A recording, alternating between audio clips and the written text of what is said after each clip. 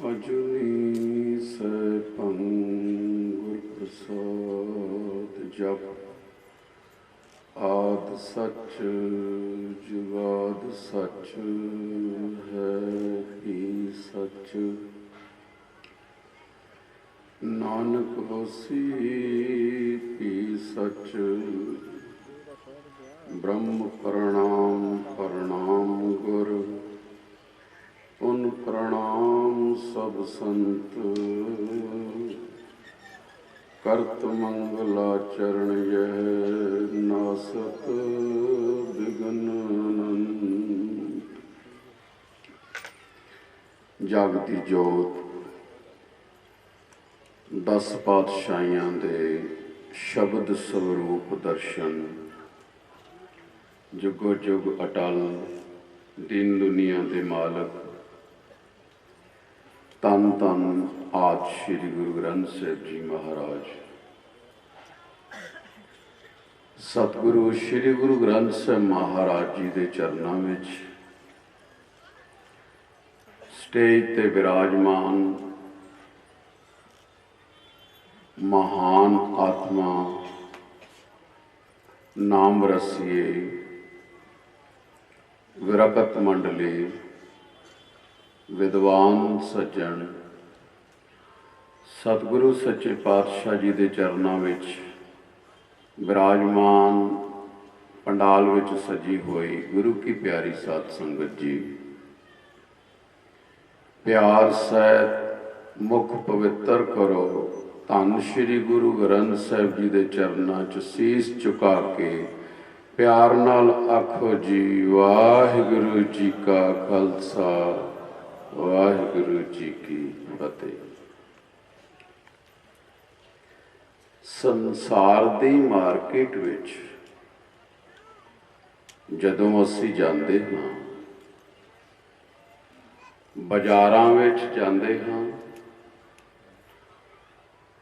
ਕੁਛ ਖਰੀਦਣ ਲਈ ਜਾਂਦੇ ਹਾਂ, ਉਹਨਾਂ ਮਾਰਕੀਟਾਂ, ਮੌਲਾਂ, ਬਾਜ਼ਾਰਾਂ ਵਿੱਚੋਂ, ਉਹਨਾਂ ਹੱਟੀਆਂ ਵਿੱਚੋਂ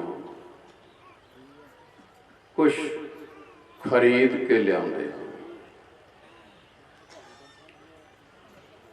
ਜੋ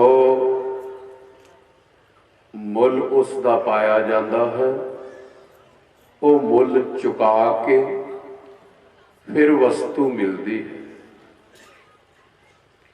ਉਹ ਵਸਤੂਆਂ ਅਸੀਂ ਘਰਾਂ ਵਿੱਚ ਹੰਡਾਉਂਦੇ ਹਾਂ। ਅੱਜ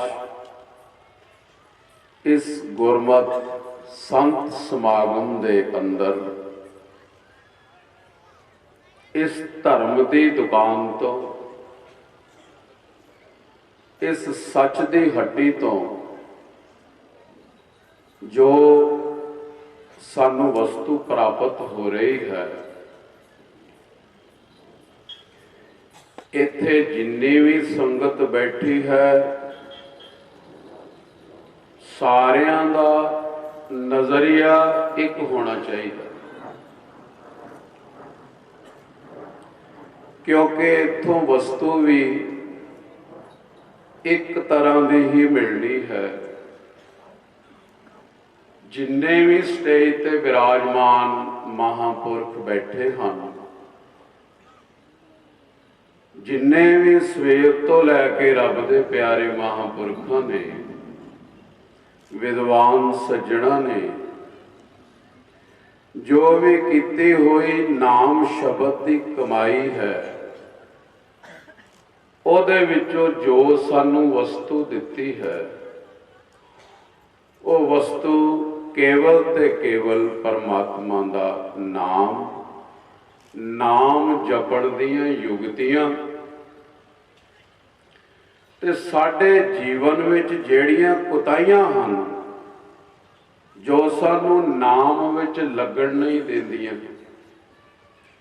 ਜਿਹਦੇ ਕਰਕੇ ਅਸੀਂ ਨਾਮ ਤੋਂ ਟੁੱਟਦੇ ਹਾਂ ਤੇ ਟੁੱਟ ਕੇ ਅਤੀ ਦੁਖੀ ਹੁੰਦੇ ਹਾਂ, ਉਹ ਯੁਗਤੀਆਂ ਮਹਾਂਪੁਰਖਾਂ ਨੇ ਆਪਣੀ ਕਮਾਈ ਕੀਤੀ ਹੋਈ ਸਾਨੂੰ ਗਿਆਨ ਕਰਾਇਆ ਹੈ, सानू बोध कराया है। जिन्ने स्टेज ते बैठे हुए महापुरख हैं, आप जी ने सत्कारयोग ज्ञानी भगवान सिंह जी जौल, जिन्हों ने बड़े ही सोहने ढंग दे नाल दस्या कि एक एक महापुरख किड्डे किड्डे उच्चे ते सुच्चे दुनियावी कारज, अध्यात्मक कारज कर रहे हैं, करते सन, करते रहेंगे। एक एक महापुरख दे अस्थान ते जदों जाते हाँ,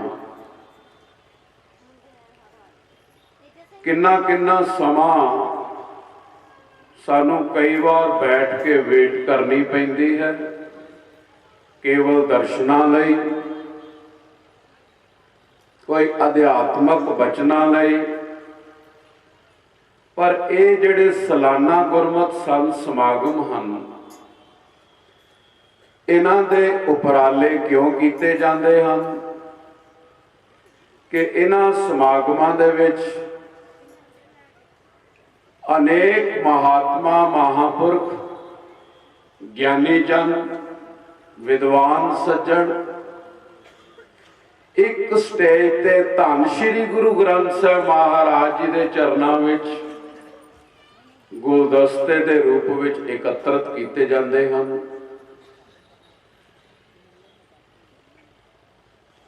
बाबा मक्खन सिंह जी, बाबा बलबीर सिंह जी,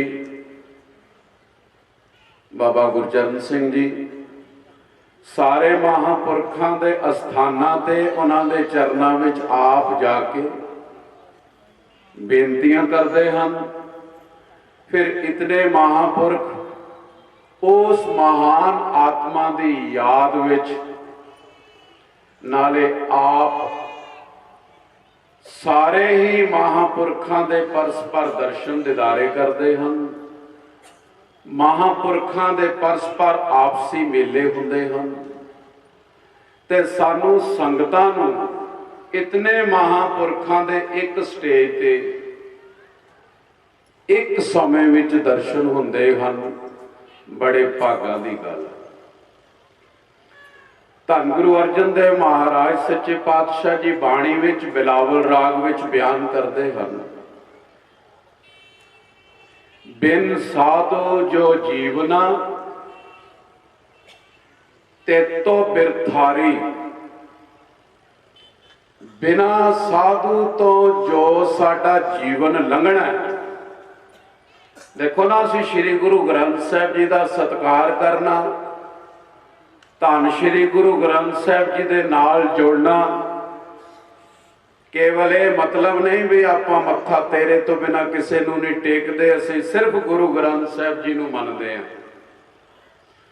आम विद्वान सज्जणा तो स्टेजां ते तुसीं सुणदे हो प्यारिओ, जिथे गुरु ग्रंथ साहिब जी नूं मनदे हो उत्थे गुरु ग्रंथ साहिब जी दी भी मनो। जिन्हां दी याद विच आपां बैठे हाँ, सत संगत जितने क दर्शन दास ने कीते ने, जिन्ना समा उन्हां दे चरनां दा आनंद लिया है। भगवान सिंह जी जौल कोई अतकथनी नहीं सी कर रहे। धन गुरु ग्रंथ साहिब महाराज जी दे अंदर जो संत दी वडियाई कीती है ना, जो साधु का सत्कार सतगुरां ने दिता है ना, वास्तविक तौर पर उन्हों का प्रैक्टिकल जीवन से, जिनके चोले रतड़े प्यारे कंत तिना के पास, उन्होंने कोल बैठिया रब दे दर्शन हुंदे सी ते सिमरन विच चित लगदा सी। धूड़ तिना की जे मिलै जी को नानक की अरदास। पर उन्हां दी निमरता किन्नी क सी, जिन्हां जिन्हां ने उन्हां दे दर्शन किए जां संगत की है, वाकई ही भगवान सिंह जी जौल गलत नहीं सी कह रहे कि जदों महाराज जी कथा करिया करते सन, संगत विच सजदे सन, स्टेज दे पिछों दी आउंदे सन, स्टेज ते बैठ जाते सन, किन्ना समा धन श्री गुरु ग्रंथ साहिब जी ते चौर ही करते रहते। लागे कोई संगी कह दे महाराज जी बैठ जाओ, नहीं तो घंटियां बधी धन गुरु ग्रंथ साहिब जी ते चौर ही करते रहते सन।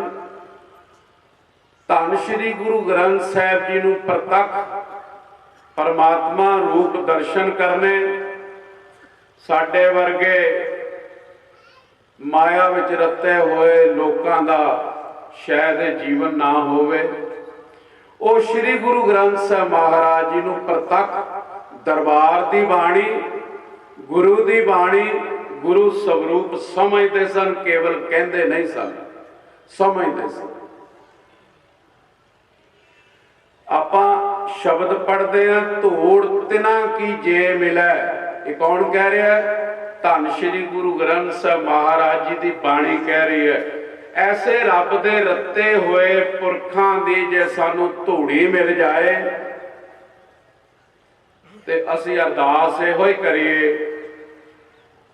ज्ञानी भगवान सिंह जी इस गल नूं कह रहे सन कि इस टूटो बजारे दी ओ पवित्र मिट्टी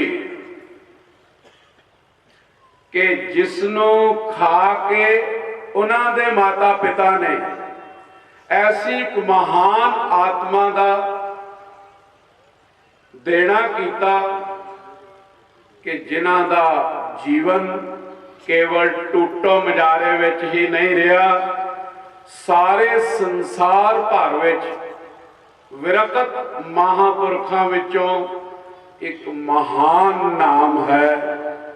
केवल कोई मीडिया दे युग विच, कोई मीडिया विच नहीं, मीडिया द्वारा नहीं, विज्ञान विच नहीं, विज्ञान द्वारा नहीं, केवल ते केवल धन श्री गुरु ग्रंथ साहिब जी दे विचों जो संत दी वडियाई है, और नाम जपण वाली एक महान आत्मा रंगी हुई रूह सी। भगवें कपड़े तो साडे भी हन, पर उन्हां दे केवल कपड़े ही नहीं रंगे हुए सन, उन्हां दी आत्मा, उन्हां दा पावन पवित्र पंज भौतिक शरीर केवल उस नाम विच रोम रोम रंगिया होया सी। प्यारिओ, उन्हां दी याद विच असीं बैठे हाँ। बिन साधु जो जीवना ते तो बिरथारी। जे असीं बिना ऐसे नाम जपण वालियां दी संगत तो वांझे रह जाइए जीवन विच, गुरु अर्जन देव महाराज जी बिलावल राग विच कहंदे ने, समझो साडा जीवन व्यर्थ चला गया। ते जे ऐसे रब दे प्यारे महापुरखां दा संग हो जाए ते समझो असी मुकत हो गए। धन गुरु ग्रंथ साहिब महाराज जी की बाणी नूं पढ़िए, धन श्री गुरु ग्रंथ साहिब महाराज जी की बाणी नूं अर्थां सहित समझिए, धन श्री गुरु ग्रंथ साहिब जी की बाणी नूं अपने हिरदे विच वसाइए। ये गुरमत संत समागम मनाए हुए साडे लाहेवंद होणगे। इतनियां संगतां नूं दूरों दूरों बुला के बाबा मक्खण सिंह जी, बाबा बलवीर सिंह जी, बाबा गुरजरण सिंह जी बड़ा वड्डा उपराला करते हैं। इतने महापुरखां दे एक टाइम ते दर्शन दीदारे होने बड़े वड्डे भागां दी गल है, बहुत भागां दी उत्तम गल है। भाग्य देन बहु जन्म समर्ज तेन, सत संगमम च लभते पुरुषो यदा वही। शास्त्र कहता कि ऐसे रब दे प्यारे महापुरखां दे जन्मां जन्मां दे भाग जदों फल देण नूं इच्छुक हो जाना, उदों ऐसे महापुरखां दे दर्शन होंदे ने। मैं बाबा मक्खण सिंह जी, बाबा बलवीर सिंह जी, इन्हां दा बहुत बहुत धन्नवाद करदा कि जगदेव सिंह जी ते असीं इकट्ठे रहे हैं, हम सफर रहे हैं, महाराज के चरणों च आनंद लेंदे रहे हैं। उन्होंने अपने जीवन में भी जिन्ना को उपराला संगत नूं जोड़न दा कीता, ਉਸੇ ਨਕਸ਼ੇ ਕਦਮਾਂ ਤੇ ਅੱਜ ਇਹ ਮਹਾਂਪੁਰਖ ਚੱਲ ਰਹੇ ਨੇ। ਧੰਨ ਸ਼੍ਰੀ ਗੁਰੂ ਗ੍ਰੰਥ ਸਾਹਿਬ ਜੀ ਦੇ ਚਰਨਾਂ 'ਚ ਅਰਦਾਸ ਹੈ ਕਿ ਇਹਨਾਂ ਗੁਰਮੁਖ ਪਿਆਰਿਆਂ ਮਹਾਂਪੁਰਖਾਂ ਦੀ ਸਰੀਰਕ ਤੰਦਰੁਸਤੀ ਰਹੇ, ਐਵੇਂ ਹੀ ਸੰਗਤ ਵਿੱਚ ਸੇਵਾ ਕਰਦਿਆਂ ਆਪਣੇ ਜੀਵਨ ਦਾ ਲਾਹਾ ਲੈਂਦੇ ਰਹਿਣ। ਮੈਂ ਧੰਨ ਸ਼੍ਰੀ ਗੁਰੂ ਗ੍ਰੰਥ ਸਾਹਿਬ ਜੀ ਦਾ ਕੋਟਾਨ ਕੋਟ ਧੰਨਵਾਦ ਕਰਦਾ। ਆਏ ਹੋਏ ਸਾਰੇ ਮਹਾਂਪੁਰਖਾਂ ਨੂੰ ਆਪਣੇ ਵੱਲੋਂ, ਕੁਟੀਆ ਵੱਲੋਂ, ਕੁਟੀਆ ਦੇ ਪ੍ਰਬੰਧਕਾਂ ਵੱਲੋਂ ਜੀਵਾਇਆਂ ਨੂੰ ਆਖਦਾ। ਵਾਹਿਗੁਰੂ ਜੀ ਕਾ ਖਾਲਸਾ, ਵਾਹਿਗੁਰੂ। ਸਰਵਣ ਕਰਵਾ